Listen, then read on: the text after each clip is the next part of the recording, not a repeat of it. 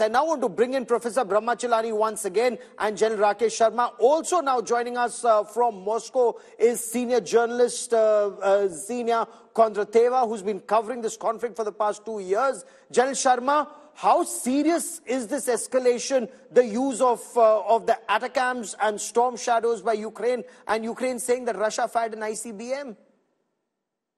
Okay, thank you. Gaurav, first thing I'll say is that President Trump, during the electoral campaign, had said he will finish the war in 24 hours, and he'll do so even before he takes over as the president. You know, immediately after the result was announced, the escalation took place. The first 300 drones were sent by Ukraine, and at the same time, when Valdai dialogue was on in Moscow, which is a major event, and President Putin was addressing, he spoke about 4 hours in that event. And subsequently, what has not been done for 1,000 days of war has been done now in the course of last 3 to 4 days, where the ATCMS and also the UK missiles have been allowed to use, as also the Americans have permitted mines to be used, which are self-destructible fine. So when you count these three things together, plus the $300 billion aid which has been announced in last 3-4 days, the whole thing is an escalation by itself. And when you start hitting Russian target, there would obviously be a serious response. So that, you know, it is an escalation. It's very serious.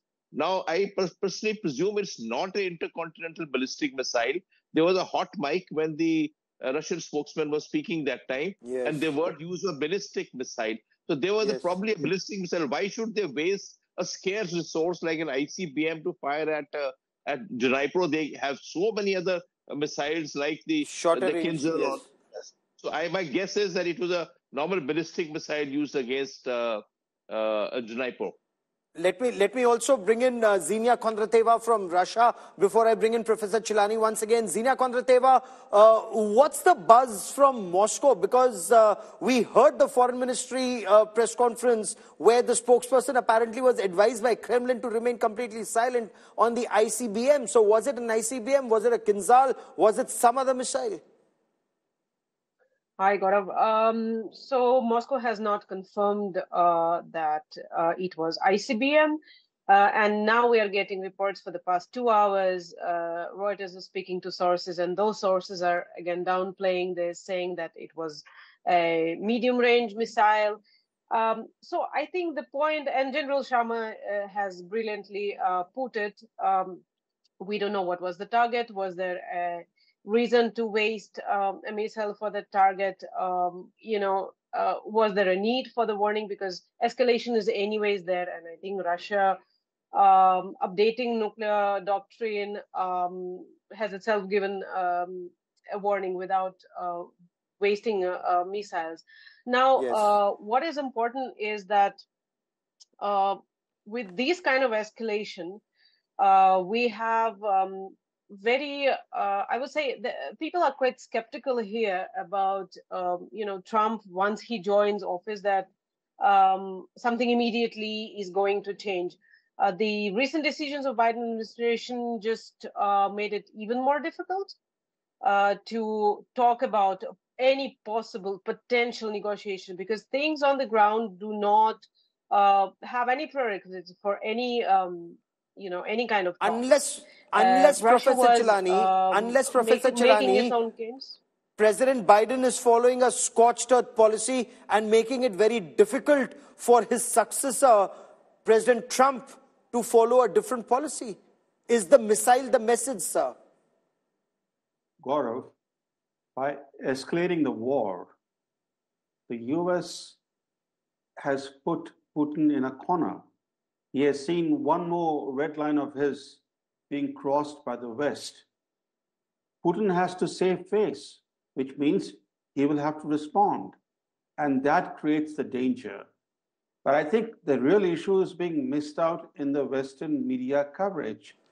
It was the German Chancellor, Olaf Scholz, who a few months ago let the cat out of the bag when unintentionally he exposed the covert American Anglo-French involvement in the war by declaring that Germany will not participate in such control of targeting.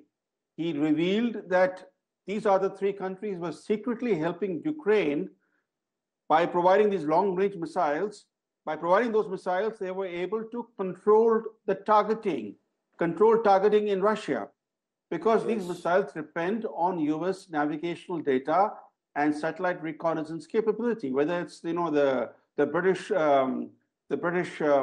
Storm Shadow missiles, or the French Scalp missiles, or the American Army tactical missile system. They all depend on the US navigational data and US satellite reconnaissance capability. In effect, the Americans are controlling targeting, and it's even in doubt whether these missiles are actually being fired by Ukrainians themselves or special forces from the US, France, and Britain are helping the Ukrainians on the ground in Ukraine to fire these missiles into Russia. That would mean, Professor Chilani, that this is already NATO versus Russia.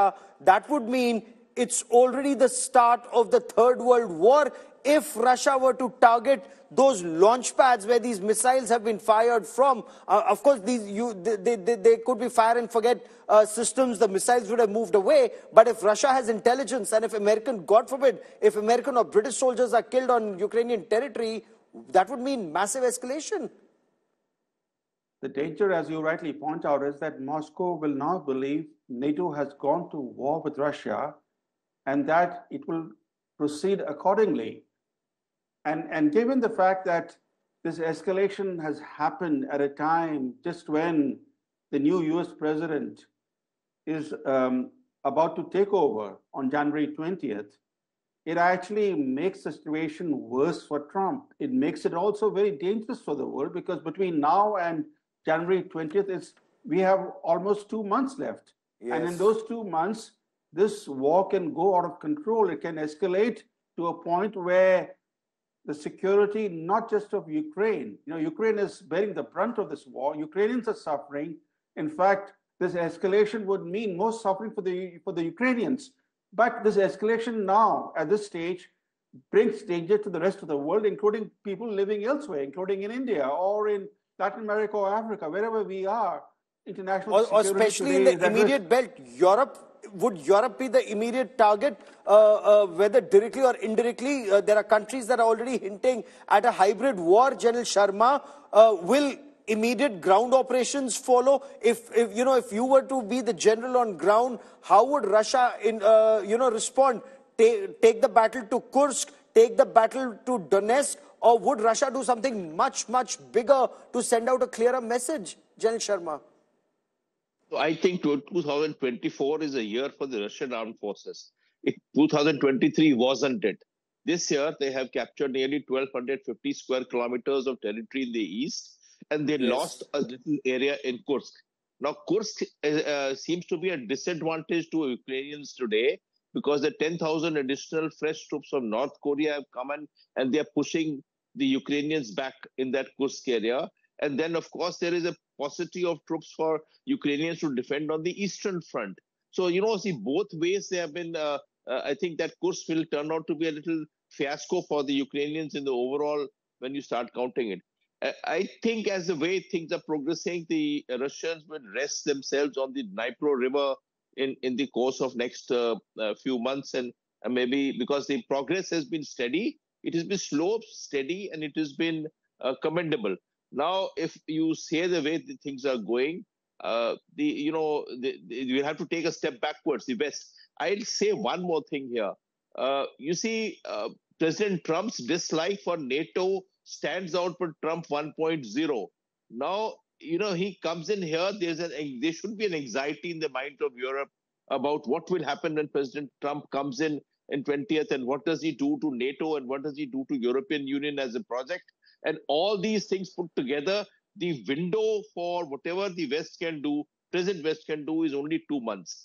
After that, what happens, it'll be most unpredictable. Today, you can't outguess what's going to happen after 20th of January. Yes, but as of now, we are having trouble even outguessing what will happen in the next couple of days and weeks. The manner in which the Storm Shadows and the ATTACAMs have already been used, anti-personnel mines are being given, and that would indicate, Xenia Kondrateva, anti-personnel mines would indicate that Ukraine is apprehensive that Russia could mount an offensive towards the east, so they would want to ensure that Russia does not reach the Dnipro, the Dnieper River, as Ukrainians call it. Is Russia actually putting together, Xenia, about 50,000 troops, including 10,000 from North Korea, for operations in Kursk? Will Russia focus on the Kursk front or the Donetsk eastern flank? Well, I'm not a military analyst to answer this question, but yes, because Kursk is the area where Ukraine have transferred most of its most capable troops and the military equipment. Russia is trying to take, it seems from what we see on the map, Russia is trying to take advantage and move forward on other parts of the front line. Now, Dnipro is, well, it's it's a name, but it will be a very difficult task at the moment, and that's what most of Russian military experts are projecting. So I think it will move around the Donetsk area, because that's where it has been making some gains. Zaporozhye is another very important field because of the nuclear power plant. So securing those areas would be crucial. And then it will come to Kursk most probably. But Kursk has not been, while the fighting has been very fierce there, and there have been casualties on both sides. Yes. That's what we get from the reports. Probably right now it's not the priority. Fair enough. Professor Chilani, first the American tactical missiles were used, then the Storm Shadows have been used, now anti-personnel mines are being sent to Ukraine by America. How do you see this escalation in the days and weeks ahead? The battle on ground will intensify, or will Russia do something in terms of a hybrid war to send out a very clear signal to Europe first and perhaps America later?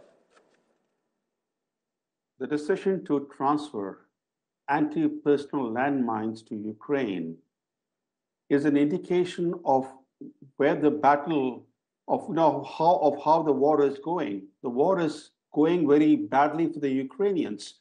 So now the whole strategy has changed.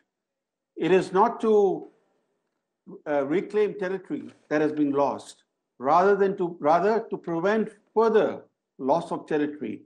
That's the reason why these anti-personnel landmines are being rushed to Ukraine, to create this kind of defense against the advancing Russian forces. Now, more than $200 billion worth of Western military aid and other aid has been sent to Ukraine, but that hasn't changed the tide of the war. And as the New York Times reported recently, the sense of pessimism in Kyiv and Washington is deepening. The war is going badly for Ukraine, and the choice before the US today is either to accept a strategic defeat in Ukraine or cut Western losses and seek a ceasefire. These are the only two options now available to the US. And General Sharma, it's peak winters already, it's freezing temperatures. It will be, of course, peak winters in December and January. Is that good for launching ground operations, or is it time to hunker down, stay in the trenches? And will Russia make that dash for Dnipro as the boundary, or would Russia rather retake Kursk first? So I think the forces being deployed in Kursk are already doing fine job, which is the forces of the North Koreans, and joined up with the Russians. So I think that's a area which is separately sealed out. I'll say that they're always in third winter now. Just before the winter, the operations used to heighten up always. Because, Yes. there is a time coming in when there will be difficult time, when the mud will be there and the movement will be difficult. So whatever has to be done in next 2 to 3 weeks. Thereafter, it becomes very difficult in Ukraine to carry out operations historically. So I think their window is very small for them to do that. I'll add one small thing, Gaurav, if you permit me, is the land Go on, for sir. peace. The land Yes. for peace. Now, this land for peace proposal has been on the table for quite some time. The Ukrainians don't like it. But, now that with President Trump coming in and this about 20% of territory which Russians are occupying, the land for peace, it may be a formula that may come up in times to come to say, okay, we'll talk about the land, but first talk about peace. So land for peace may be the thing that's coming up shortly. Okay. And we'll continue to track that story very, very closely. Professor Brahmachilani, General Sharma, and Ksenia Kondrateva for joining me here on India Today, and Dr. Yulia Phil from Ukraine earlier. Many thanks.